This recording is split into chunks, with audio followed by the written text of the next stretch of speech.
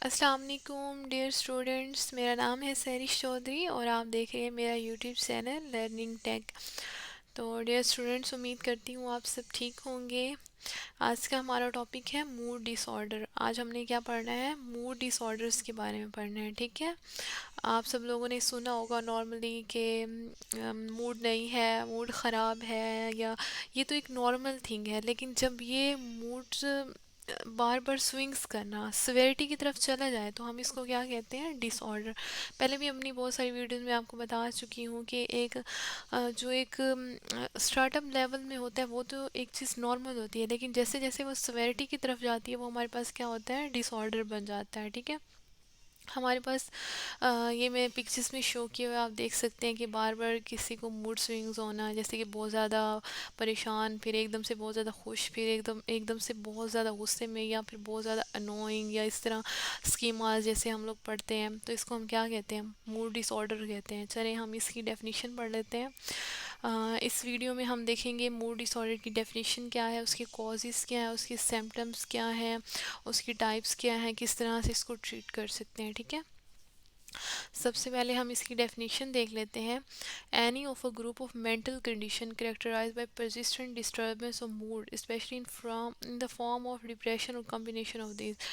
जैसे कि हमने पहले भी पढ़ा है कि जब एक मेंटल कंडीशन जो होती है एक पर्सन की, एक ग्रुप ऑफ मेंटल कंडीशन जब करेक्टराइज हो किस चीज़ में, परसिस्टेंट डिस्टर्बेंस ऑफ मूड में, स्पेशली जब किसी को डिप्रेशन हो रहा हो, ये दोनों कंबाइन हो रहे हैं, तो ये क्या होता है, सेवेरिटी की तरफ चला जाता है और ये मूड डिसऑर्डर क्रिएट करता है। ठीक है, mood disorders are affective disorder are describe by mark disruption in emotions. ये क्या होता है, हमारी इमोशंस में डिस्ट्रप्शन पैदा करते हैं। तब क्या होता है, यहाँ तो हमारे इमोशंस जो होते हैं बहुत ज़्यादा सवेरिटी में लो हो जाते हैं, जिसको हम क्या कहते हैं, डिप्रेशन कहते हैं। या तो बहुत ज़्यादा सवेरिटी में हाई हो जाती है तो उसको हम क्या कहते हैं, मेनिया कहते हैं या हाइपोमेनिया कहते हैं। ठीक है, these are common psychiatric disorder leading to an increase in morbidity and mortality. ठीक है, ये क्या होता है, हमारे पास ये बहुत ज़्यादा, अगर बहुत ज़्यादा लो हो जाए तो क्या होता है, हमारे पास डिप्रेशन कॉज करती है। अगर बहुत ज़्यादा हाई हो जाए तो क्या होता है, मेनिया या हाइपोमेनिया कॉज करते हैं। ठीक है, ये हमारे पास क्या होती हैं, ऐसी डिसरप्शंस होती हैं, इमोशनल इमोशनल डिसरप्शन होती हैं जो क्या करती हैं, हमारे मूड को अफेक्ट कर रही होती हैं, तो इसको हम क्या कहते हैं, मूड डिसऑर्डर। ठीक है, होप सो आपको डेफिनेशन समझ आ गई होगी। तो नेक्स्ट हमारे पास है इसकी एग्जांपल। ठीक है, हम एग्जांपल देख लेते हैं। A mood disorder is mental health condition that primarily effect your emotional state. क्या होता है, हमारा मूड डिसऑर्डर हमारी ऐसी मेंटल हेल्थ कंडीशन है जो प्राइमरली क्या करते हैं, हमारे इमोशनल स्टेट को अफेक्ट कर रहा होता है। It is a disorder in which you experience long period of extreme happiness, extreme sadness और बहुत, जैसे कि हमने पहले पढ़ा कि ये एक ऐसा मूड स्विंग्स होते हैं जो एक्सट्रीम लॉन्ग पीरियड पे क्या होता है, एक बंदा एक्सपीरियंस कर होता है, या बहुत ज़्यादा वो हैप्पी हो जाता है या बहुत ज़्यादा वो सैड हो जाता है। ठीक है, ये उस तरह नहीं है, आप सोच रहे होंगे ये तो एक नॉर्मल पर्सन भी होता है या तो बहुत ज़्यादा खुश हो जाता है, ये ऐसा नहीं है, ये नॉर्मल वे में नहीं है। ये जब बहुत ज़्यादा सवेरिटी की तरफ चला जाता है ना, इसको फिर हम कहते हैं डिसऑर्डर। ठीक है, तो ये इसकी एग्जांपल आप लोगों को होप सो समझ आ गई होगी। हाँ, ये क्या होते हैं, सर्टेन मूड डिसऑर्डर होते हैं involve other persistent emotions such as anger and irritability. Anger की तरफ लेके जा रहे होते हैं, या तो बहुत ज़्यादा एक पर्सन इरिटेट होता है चीज़ों से, उसको अपने इमोशंस की समझ नहीं आ रही होती, तो ये क्या होता है, हमारे पास मूड डिसऑर्डर होता है। ठीक है, अब हम इसकी कॉजेज़ पढ़ते हैं मूड डिसऑर्डर्स के। कॉजेज़ क्या होते हैं इसकी हमारे पास, these disorders are most likely caused by imbalance of brain chemical which can be related to physical illness और the use of certain medication. ये क्या होता है, हमारे पास ब्रेन के जो हमारे केमिकल होते हैं वो इम्बैलेंस हो जाते हैं। ठीक है, एबनॉर्मलिटी की तरफ जैसे कि जाते हैं, तो ये क्या रिलेटेड होती हैं, फिजिकल इलनेस से। तो फिर ये क्या, जैसे कि हम कुछ मेडिकेशंस जो यूज़ कर रहे होते हैं वो क्या करती हैं, हमारे ब्रेन के जो केमिकल्स होते हैं उनमें क्या होता है, इम्बैलेंस क्रिएट कर देती हैं। ठीक है, जिसकी वजह से हमारे मूड स्विंग्स होते रहते हैं हमें। ठीक है, difficult life event and trauma may also contribute to mood disorder. ठीक है। अगर आप हैं साइकोलॉजी के स्टूडेंट तो आपको लाइफ ट्रॉमास और डिफ़िकल्टी इन मेंटल लेवल में ये तो लफ्ज़ बहुत सुनने को मिलेगा कि हमारे जो, क्योंकि बेसिकली यही होता है ना, हमारे जो ट्रॉमास होते हैं वो हमें क्या कर रहे होते हैं, ट्रिगर कर रहे होते हैं हमें। हमारी पुरानी जो यादें होती हैं, मेमोरीज होती हैं, वो क्या कर रहे होते हैं, उनके थ्रू हमें डिस्टर्ब कर रहे होते हैं कि किस तरह से हमारी जो मेमोरीज़ हैं वो हमारी लाइफ को डिस्टर्ब कर रही थी। यहाँ पे भी यही लिखा, ये काज भी हो सकता है हमारा कोई पुराना ट्रामा है लाइफ इवेंट का, तो क्या करते हैं वो हमारी मूड डिसऑर्डर को उसमें क्या करते हैं, कंट्रीब्यूट कर रहे होते हैं। ठीक है। नेक्स्ट हमारे पास है इसकी सिम्टम्स क्या होते हैं मूड डिसऑर्डर के। इरिटेबिलिटी, एग्रेशन और हॉस्टिलिटी, मतलब कि बहुत ज़्यादा गुस्सा आता है, बंदा जो होता है चिड़चिड़ा हो जाता है क्योंकि उसका मूड नहीं होता अच्छा, वो बहुत ज़्यादा चिड़चिड़ा होता है। ऑन गोइंग सैडनेस, एम्पटी और एंशियस मूड क्या होता है, वो बहुत ज़्यादा परेशान रहता है, उसका मूड क्या होता है, एंशियस होता है, बेचैनी सी होती है उसको।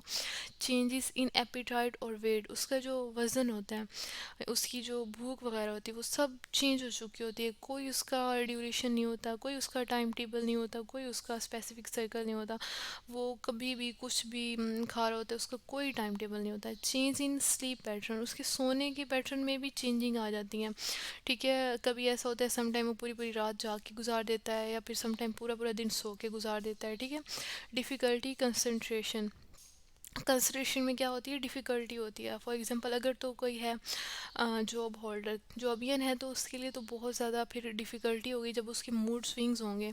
ज़ाहिर सी बात है, जब उसका मूड स्विंग्स होगा तो वो अपने काम पे फोकस नहीं कर सकेगा ना, उसकी जो कंसंट्रेशन होगी वो काम पे नहीं होगी।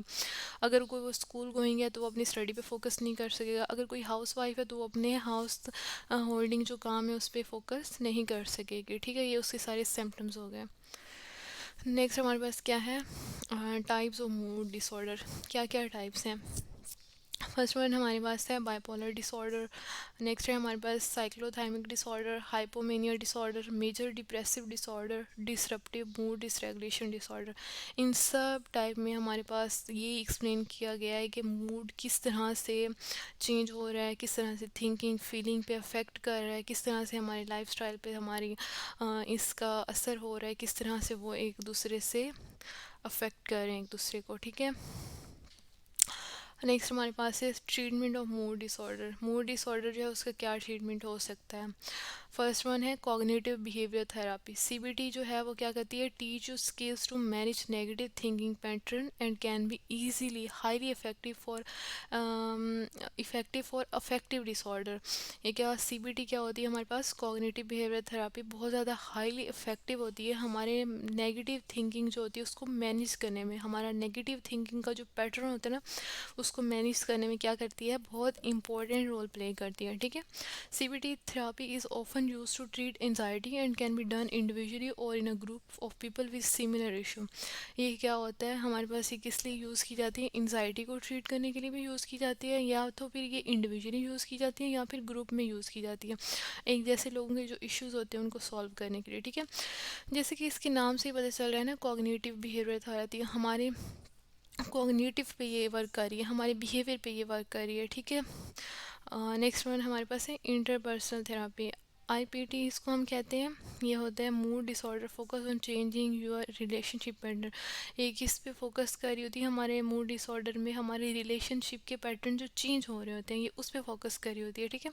Rather than associated symptom it based on the idea that personal relationship are often centre of psychological problem. ठीक है। ये हमें आइडियाज़ दे रहे होते हैं कि हमने अपने पर्सनल रिलेशनशिप्स हैं जो कि हमारे सेंट्रल साइकोलॉजिकल प्रॉब्लम में होते हैं, हमें किस तरह से उनको मैनेज कर सकते हैं और किस तरह से इस तरह का हम अपना बिहेवियर मेंटेन कर सकते हैं कि ताकि हमें अपनी रिलेशनशिप में भी प्रॉब्लम ना हो।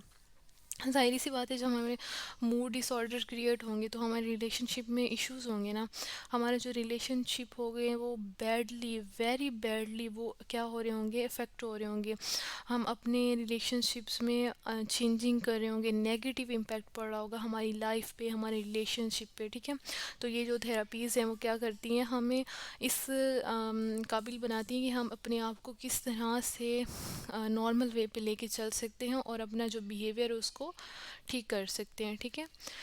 ये था हमारा आज का मूड डिसऑर्डर का टॉपिक, जिसमें हमने उसकी कॉजेज, सिम्टम्स और टाइप्स और ट्रीटमेंट पढ़ा। होप सो आप लोगों को समझ आ गया होगा। अगर समझ नहीं आया तो आप लोग मुझे ज़रूर बताइएगा, फिर मैं आपकी क्वेरीज़ को दूर करने के लिए इंशाल्लाह फिर डिटेल वीडियो बना दूँगी, ठीक है। ओके, मेरे चैनल को सब्सक्राइब करना मत भूलिएगा और वीडियो को लाइक शेयर करना भी मत भूलिएगा। Thank you for watching, take care, मिलते हैं नेक्स्ट वीडियो में। अल्लाह हाफिज़। तब तक के लिए अपना ख्याल रखिएगा। अल्लाह हाफिज़।